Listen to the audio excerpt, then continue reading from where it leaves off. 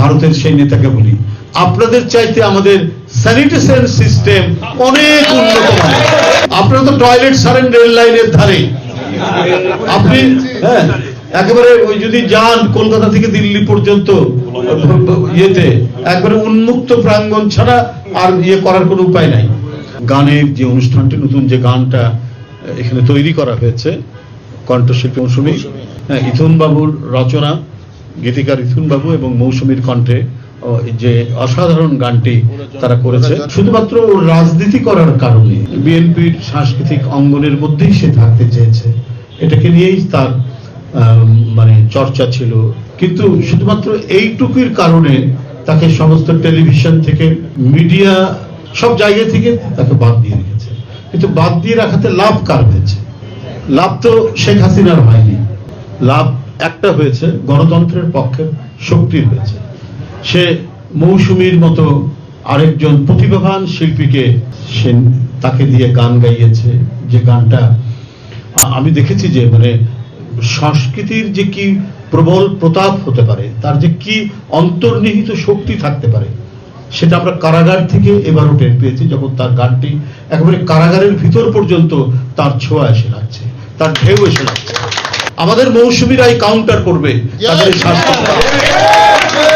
পশ্চিম বাংলায় তুমুল আন্দোলন হলো কয়েকদিন আগে, সেই তুমুল আন্দোলনে মুখে মুখে এই গান, মানুষের কণ্ঠে কণ্ঠে এই গান।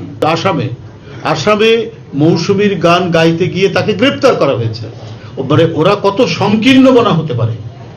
আরে গানের কি কোনো ভৌগোলিক সীমানা থাকতে পারে? এর কি কোনো ম্যাপ থাকতে পারে? অন্যায় এবং অসত্য যখন সমাজ এবং রাষ্ট্রের উপর ব্যাপৃত হয়, তখন তার বিরুদ্ধে রাজনৈতিক আন্দোলন যেমন চলে, তেমনি সাংস্কৃতিক আন্দোলনও চলে। সাংস্কৃতিক আন্দোলন যত তীব্র হবে, রাজনৈতিক আন্দোলন তত বিজয়ের পথে এগিয়ে যাবে, তত বিজয়ের সিংহ দুয়ারে এগিয়ে যাবে, যেটার কিছুটা প্রতিফলন এইবার আমরা দেখেছি।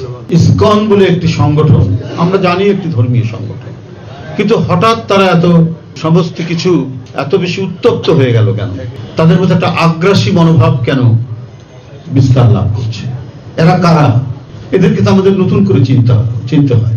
এই দেশে তো যুগ যুগ ধরে হিন্দু, মুসলমান, বৌদ্ধ, খ্রিস্টান একসাথে বাস করেছে, কিন্তু হঠাৎ করে বাংলাদেশের 10টি বিভাগে তারা সমাবেশ দিলেন, সংঘাত করছেন, বিভিন্ন জায়গায় পুলিশের সাথে সংঘাত করছেন, আর সংঘাত শেষ হতে না হতে ভারত থেকে অপপ্রচারের যে ঢেউ আছড়ে পড়ছে বাংলাদেশে, এইটা দেখে তো মনে হয়েছে যে একটা দুটো নয়, অনেক পঞ্চম বাহিনী বাংলাদেশে তৈরি করে গেছেন শেখ হাসিনার সহায়তায় আমাদের পার্শ্ববর্তী দেশের পলিসি মেকাররা।